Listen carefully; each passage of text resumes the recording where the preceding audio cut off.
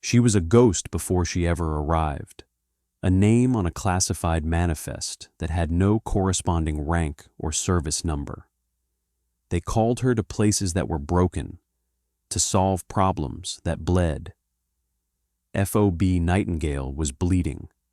It sat high in a serrated spine of mountains that cared little for the ambitions of men. A lonely outpost of antennas and sandbags clinging to rock under a sky the color of washed-out steel. The air was thin here, a thief that stole your breath and your warmth, and the silence was a coiled thing, a predator waiting between the shrieks of the wind. For 6 months, this place had been General Marcus Vance's personal hell, and he was a man who believed in exorcising his demons with overwhelming firepower. Dr. Eris Thorne felt the mountain before she saw it. She felt it through the floor plates of the Osprey, a low-frequency hum that vibrated up through the soles of her boots and settled in her bones. It was the deep, ancient groan of tectonic stress, of rock compressing under its own immeasurable weight. To the pilots, it was just turbulence. To her, it was a baseline, the first line of a complex equation she was already beginning to solve. When she stepped out onto the landing pad, the wind hit her not as a force, but as a pressure differential. She cataloged it instantly, gusting from 274 degrees, mean velocity 32 knots, temperature -6°C, humidity negligible. The air tasted of granite dust and ozone. She carried a single hard-sided case and a small pack, her movements economical, her presence so unassuming that the ground crew barely registered her as she walked past them toward the Tactical Operations Center. She wore charcoal gray cargo pants, a black thermal base layer, and a slate-colored technical jacket. No uniform, no insignia, nothing to denote her purpose or her authority. She was an anomaly, a variable unaccounted for in the rigid calculus of military hierarchy. The TOC was a pressurized hum of manufactured reality, a cavern of glowing screens and anxious energy. It stank of stale coffee, sweat, and the faint, hot plastic smell of overworked electronics. Men and women in fatigues moved with a tense, brittle efficiency, their faces etched with the fatigue of a long, fruitless siege. At the center of this web was General Vance, a man built on the grand scale of a monument. He was large, with a voice that was a blunt instrument used to hammer the world into a shape he understood.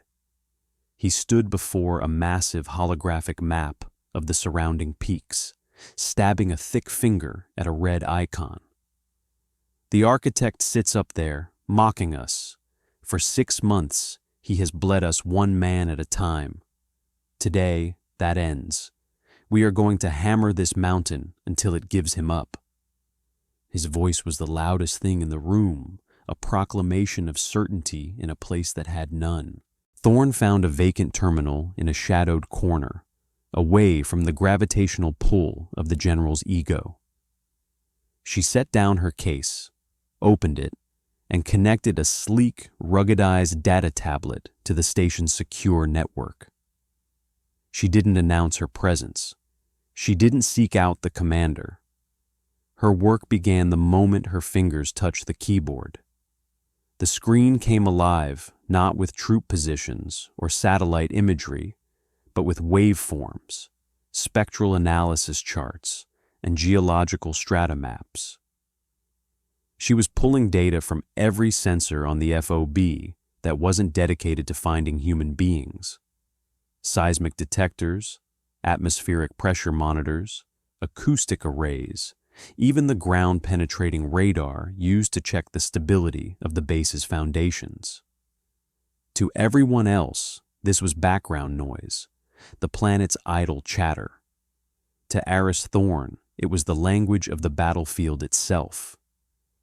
She saw the wind moving through the canyons, not as air, but as a series of interacting pressure waves. She saw the rock not as inert mass, but as a complex medium for propagating energy, each layer of schist, granite, and limestone possessing a unique resonant frequency. She was mapping the mountain's soul. Captain Eva Rostova, Vance's senior intelligence officer, was the first to notice her. Rostova was a woman who dealt in facts, in patterns, in the cold, hard data of enemy movements. She was good at her job, which was why the lack of progress was wearing her down to a nub. She saw the strange woman in civilian attire plugged into their network, pulling data streams that no one ever looked at. She walked over, her expression a mixture of curiosity and institutional suspicion. "Can I help you?" she asked, her voice low but firm. Thorne didn't look up from her screen. Her eyes tracked a cascading waterfall of numbers. "I'm processing inbound atmospheric data against the local seismic survey," she said, her tone flat, clinical. "There's a correlation between the barometric pressure drops and the micro tremors originating from grid 34RE. The mountain is breathing. I need to know its rhythm." Rostova stared at her. The statement was so bizarre, so outside the tactical lexicon, that she didn't know how to process it. "The mountain is breathing?" "Figuratively," Thorne clarified without a hint of inflection, her focus still locked on the data. "Freeze-thaw cycles. The diurnal temperature variation at this altitude creates immense internal stress in the rock. It expands and contracts. The resulting fractures, most microscopic, create predictable acoustic and seismic signatures. Your enemy is using them." Before Rostova could formulate a response, General Vance's voice cracked through the TOC like a whip.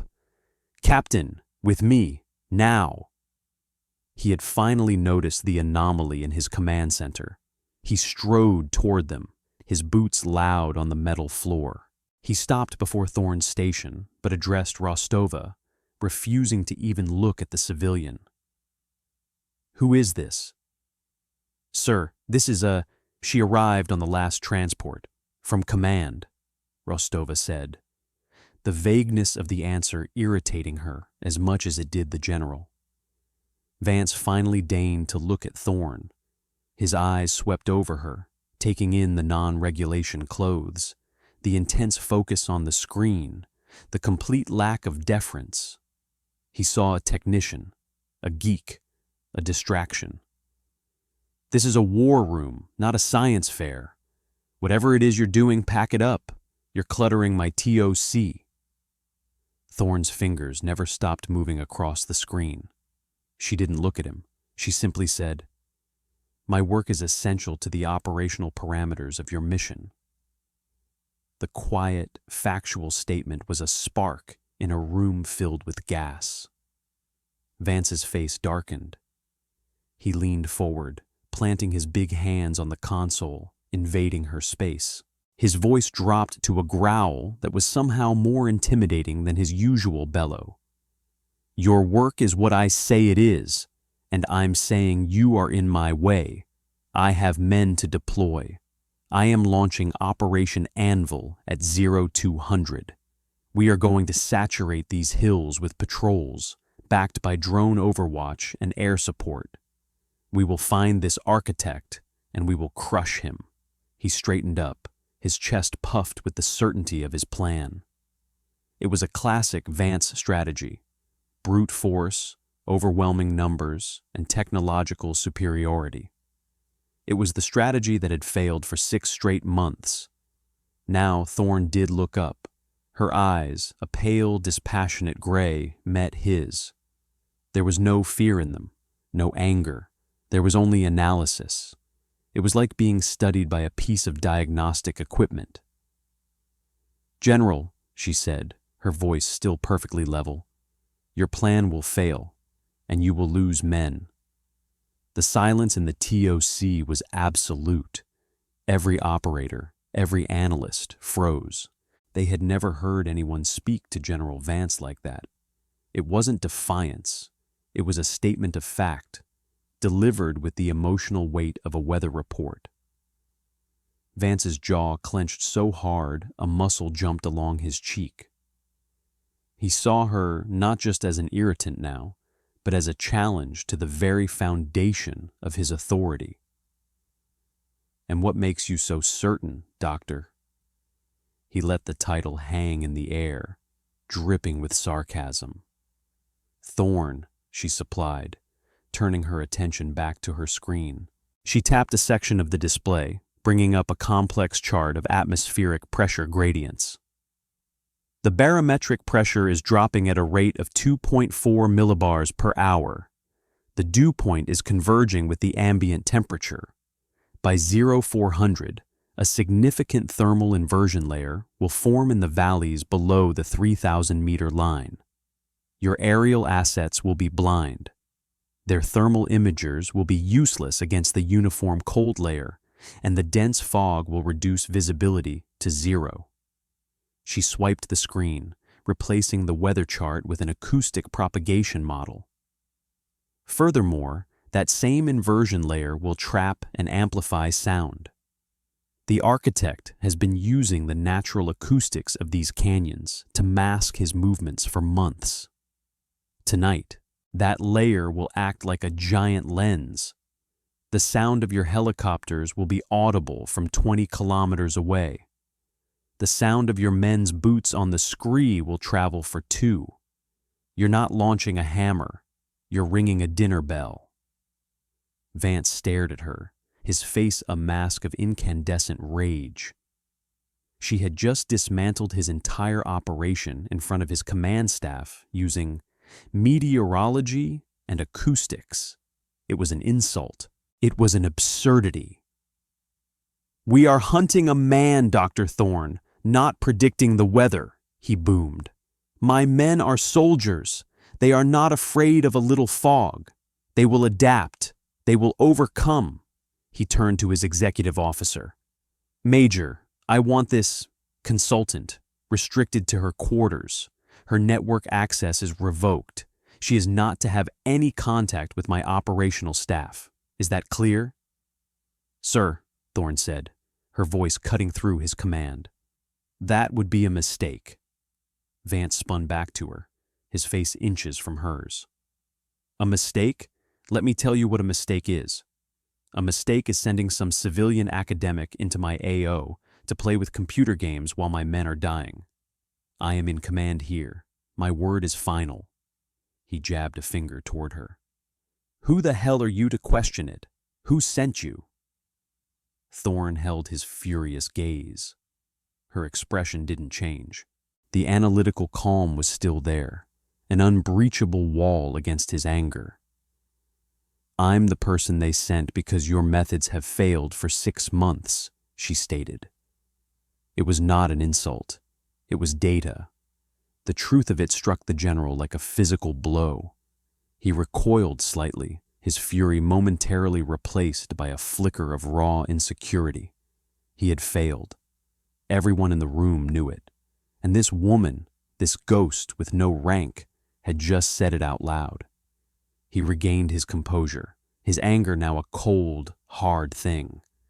"Get her out of my sight," he seethed to the 2 military police officers standing by the door. "Now." As the MPS approached, Thorne calmly began a shutdown sequence on her terminal. She didn't resist. She didn't argue further. She had presented the data. The variable of the general's ego had produced the expected irrational result. The equation was now moving toward its inevitable, catastrophic conclusion. Captain Rostova watched her be led away, a knot of dread tightening in her stomach. She had seen Thorne's data. It was logical. It was precise. And if it was right, the men walking into the valleys at 0200 were already dead. The night deepened, a smothering blanket of cold and silence. From the small window of her assigned quarters, Thorne watched the preparations for Operation Anvil. She could see the ghostly shapes of soldiers moving across the floodlit perimeter, the rhythmic flash of anti-collision lights on the helicopters as they spooled up their turbines. She didn't need a terminal to know what was happening. She could feel the pressure dropping. The air grew heavy, damp, pregnant with the coming change. The wind, which had howled all day, died down to an unsettling whisper. The mountain was holding its breath. At precisely 200, the operation launched. The deep, percussive whoomp, whoomp, whoomp of the helicopter rotors beat against the night, the sound strangely loud and clear in the still air. Thorne closed her eyes, not watching, but listening. She mentally mapped the sound waves as they traveled from the aircraft, picturing them striking the nascent inversion layer, refracting downward and pouring into the canyons below like a flood. She could hear them echoing, amplifying, a precise announcement of Vance's lumbering approach. He was a blind giant, shouting his presence into the darkness, and the architect was listening. Inside the TOC, the initial reports were positive. The insertion teams were on the ground, moving toward their objectives. The drone feeds, for now, were clear. General Vance stood with his arms crossed, a smug, vindicated look on his face. He glanced over at Captain Rostova. "See, Captain? A little fog doesn't stop the United States military." Rostova kept her eyes on the screens, her face a neutral mask. "Sir, Raptor 1 reports visibility is degrading rapidly."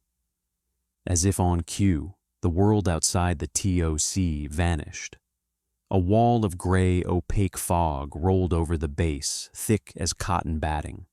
The floodlights outside became indistinct, hazy glows. On the drone feeds, the crisp, clear thermal images of the landscape dissolved into a milky, uniform gray. The inversion layer had arrived. It was exactly as Thorne had predicted.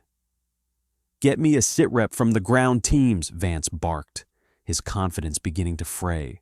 The radio crackled. "Command, this is Alpha 1. We are in the soup. Visibility is less than 5 meters. We've lost sight of Alpha 2. Another voice, laced with static and panic. "Command, this is Charlie 3. We have something out here. Movement all around us, but we can't see a damn thing. The sound, it's playing tricks on us." Then, the first explosion. Not the deafening roar of a massive bomb, but the sharp, distinctive crack of a directional charge. It was followed by another, and another, a string of them detonating in a precise sequence up the valley.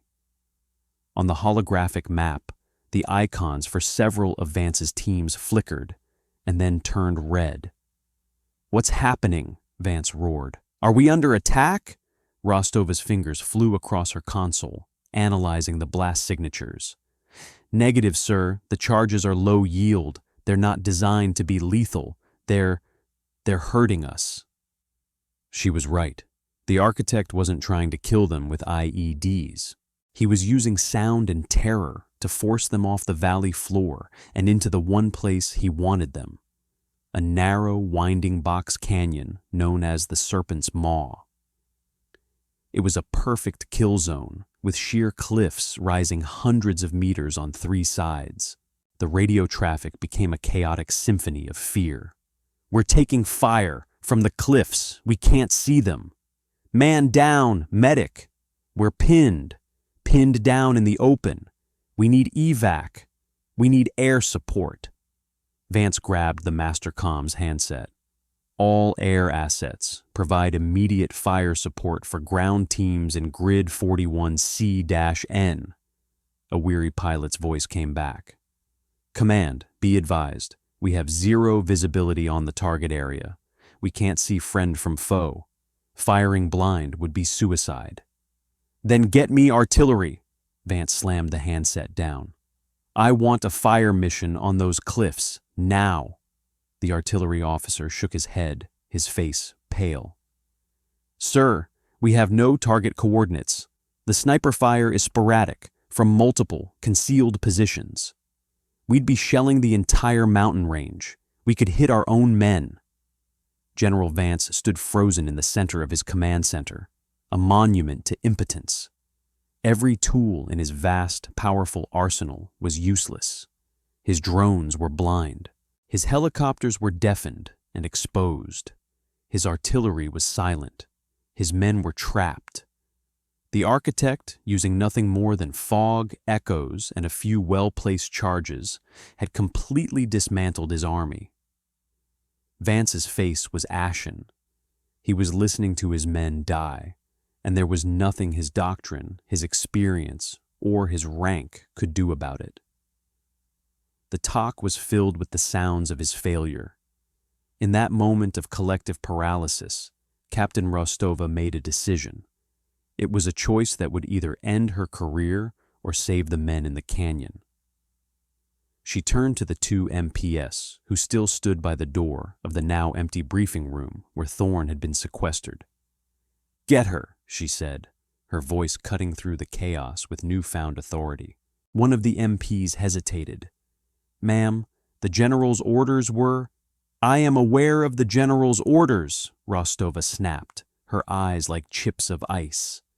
"And I am watching those orders get good men killed. Get her. Now." Vance, hearing this, spun around. "Captain, you are relieved of duty. I will have you court-martialed for insubordination." Rostova didn't even look at him. She stared at the MPs. "Move." Seeing the utter conviction in her face, and hearing the desperate pleas still crackling over the radio, the MPs made their own choice. They turned and ran. A minute later, they returned with Dr. Eris Thorne. She walked into the maelstrom of the TOC as if she were entering a library. Her calm was a tangible thing, a bubble of absolute stillness in the surrounding panic. She took in the frantic activity, the red icons on the map, the desperate voices on the comms. Her face registered nothing. It was simply more data to be processed. She walked past the stunned General Vance as if he were a piece of furniture and went directly to her old station. "Network access," she said to Rostova, her voice quiet but carrying with absolute authority. Rostova was already at the master console. "You have it." Thorne's fingers blurred across the keyboard, her tablet coming to life. The familiar waveforms and spectral charts filled the screen, but now they were overlaid with the real-time tactical data, the location of the pinned-down soldiers, the reported vectors of the incoming sniper fire, the exact timing of the hurting explosions. She was integrating the chaos into her model. The mountain was no longer just breathing, it was speaking, and she was the only one who understood the language. After a minute of intense, silent work, she looked up at Rostova. "I need a direct, encrypted link to a single fire team asset. Call sign Wraith 1. A ripple of surprise went through the few operators who heard her. Wraith 1 was the call sign for the lead element of a two-man SEAL sniper team, held in deep reserve for only the most critical missions. They were legends, ghosts who operated on the farthest fringes of warfare. Vance, who had been watching this unfold with a mixture of rage and disbelief, finally found his voice. "You are not authorized to contact any special operations assets. I am still in command here," he bellowed, though the words sounded hollow, stripped of their power. Thorne ignored him. Her pale gray eyes were fixed on Rostova. Authority in the room no longer emanated from the man with the stars on his collar. It flowed from the quiet woman whose predictions had all come true. It was a fundamental shift in the physics of power, from rank to competence. Rostova met her gaze, held it for a second, and then nodded to her comm specialist. Patch her through. Priority 1 encryption. The specialist, seeing the silent transfer of command, complied instantly. Channel is open. Thorn slipped on a headset, her movements fluid and practiced. Wraith 1, this is Nightingale Actual. How copy? A voice came back, calm and professional despite the static. Solid copy, Nightingale. We rid you 5 by 5. We have eyes on the Serpent's Maw from our hide site, but we can't get a positive ID on enemy positions. The fog is too thick, and the acoustics are a nightmare. Muzzle flashes are ghosting all over the cliffs. I am aware, Thorn said. I am not going to give you a target. I am going to give you a solution.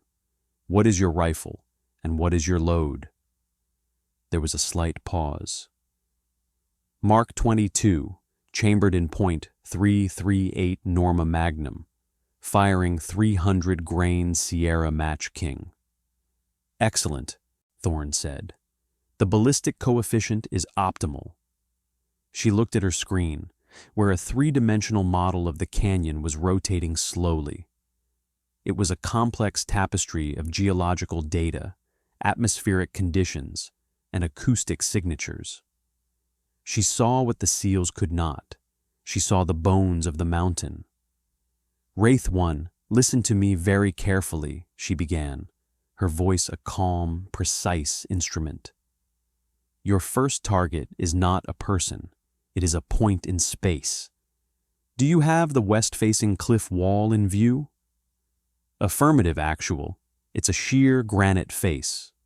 Correct. I am sending you a firing solution now. You will aim 47 mils high and 19 mils left of the last estimated muzzle flash.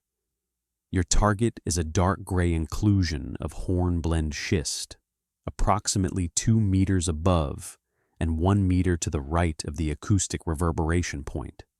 Do you see it? The TOC was silent, save for the hum of the servers. The operators stared at the main screen, where Thorn's data was now being projected. They saw the complex calculations, the vector lines, the material density analysis. It was a language none of them understood. General Vance watched, his mouth slightly agape, the color drained from his face. He was witnessing a form of warfare he didn't know existed. The voice of Wraith 1's spotter came over the comms, tinged with professional confusion.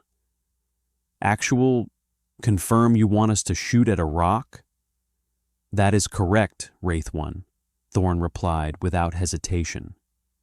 You are not shooting at the sniper. You are shooting at the mountain. The schist has a lower shear strength than the surrounding granite.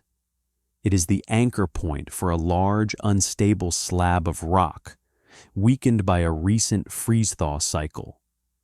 Your 300-grain projectile, impacting at approximately 900 meters per second, will transfer 4,500 foot-pounds of kinetic energy into that specific point.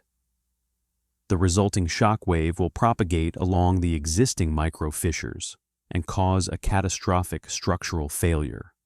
Fire on my mark. A long moment of silence stretched. The SEAL on the other end was being asked to trust a voice on the radio, to take a shot that defied every tenet of his training. He was being asked to trust physics over his own eyes. Stand by, Wraith 1's voice said. Then, a moment later, solution set. We're on target, ready for your mark.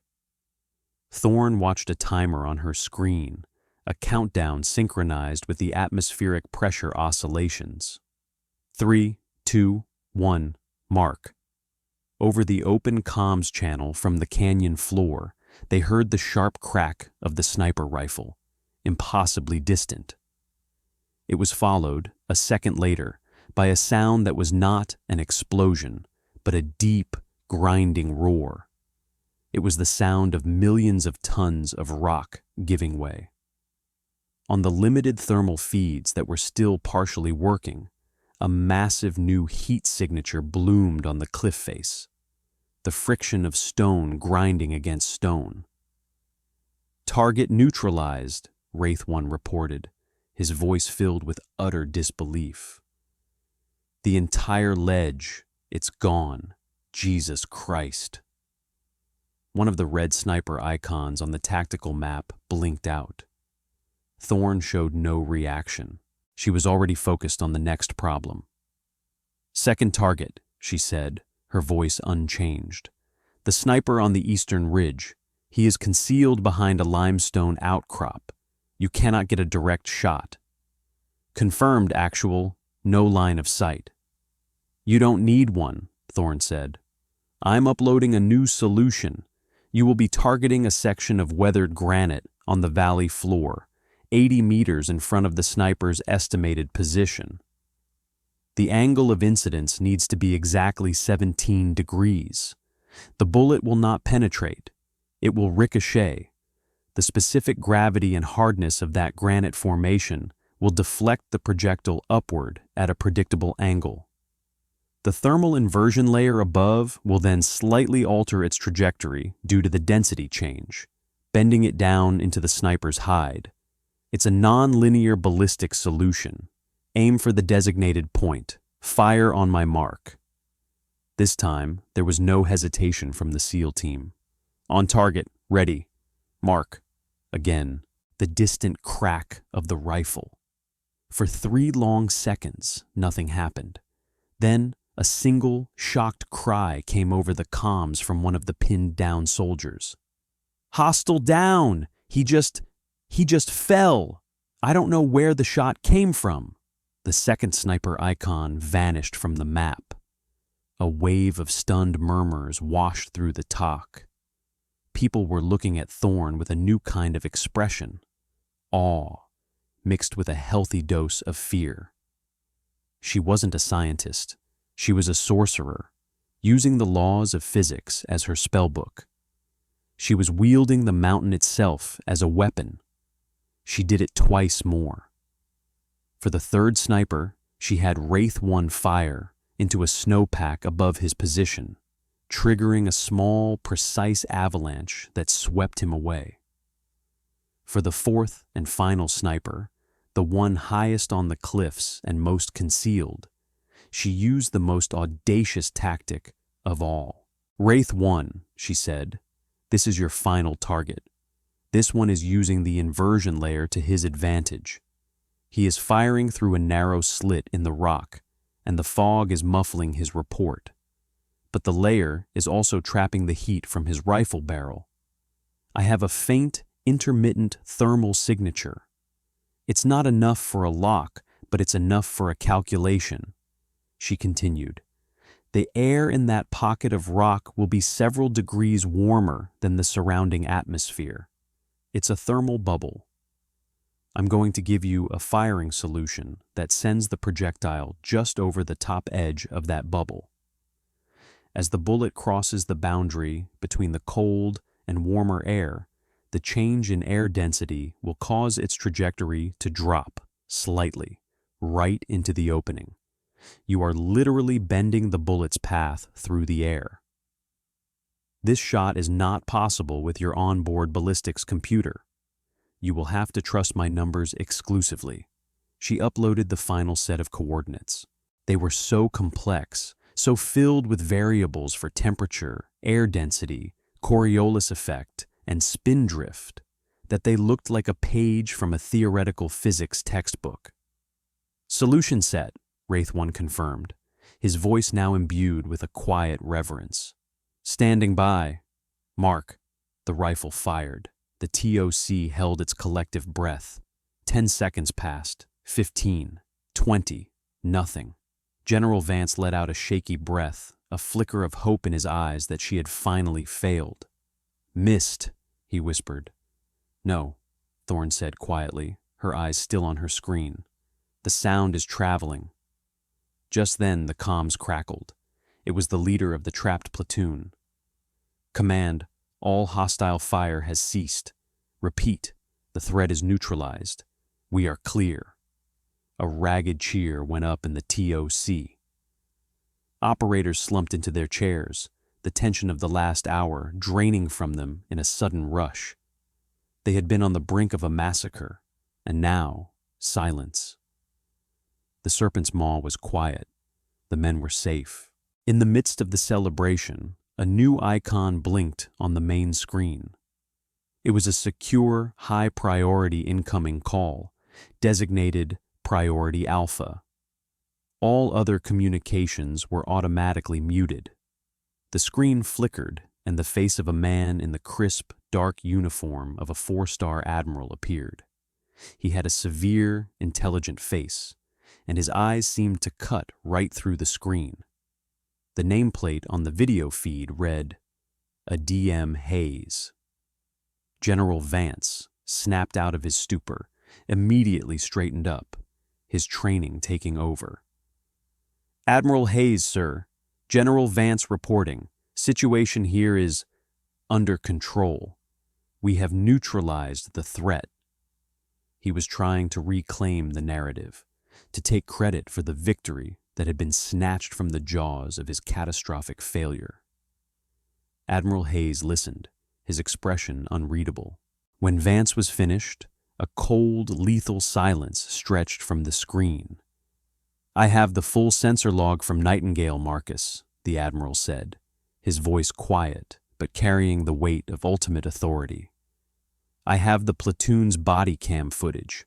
I have Dr. Thorne's real-time telemetry feed. Don't you dare tell me the situation is under control. You walked your men into a meat grinder. You were 30 seconds away from losing an entire platoon because you were too arrogant to listen to the expert in the room." Vance's face went white. "Admiral, the intelligence was faulty." "The intelligence was perfect." Hayes's voice was like the crack of ice. "It was delivered to you 2 hours before your operation by the person I sent there, specifically for that purpose.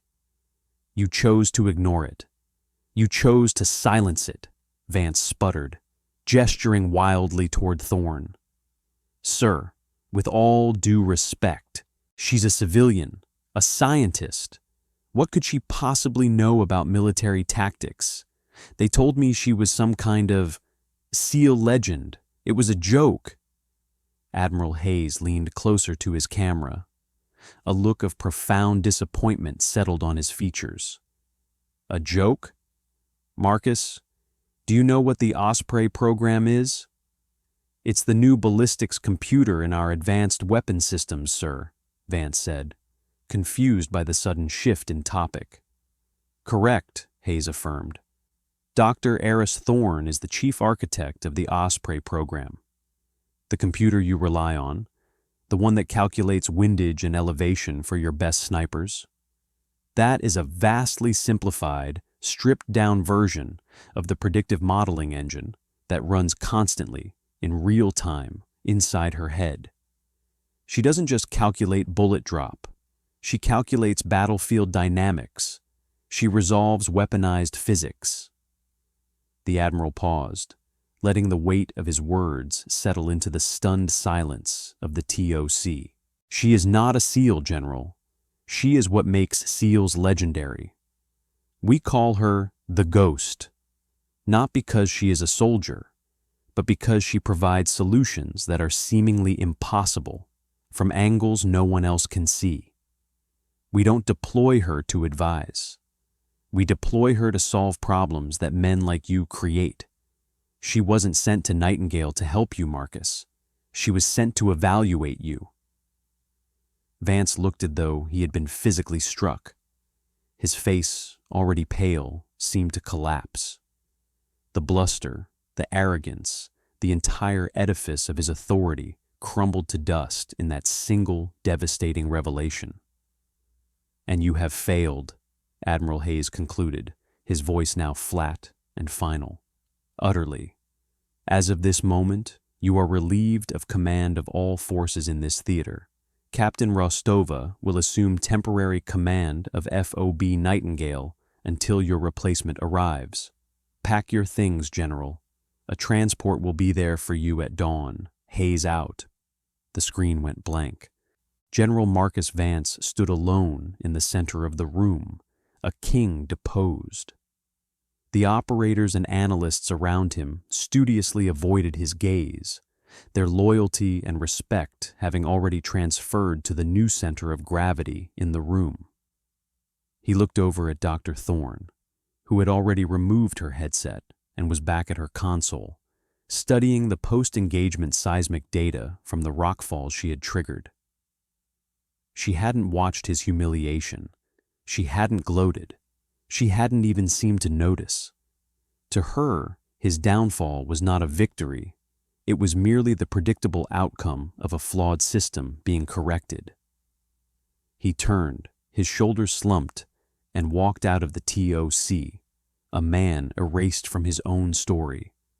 A new order settled over the command center. The frantic energy was replaced by a quiet, focused competence. Captain Rostova, her face grim but resolute, began issuing calm, precise orders to coordinate the extraction of the platoon from the canyon.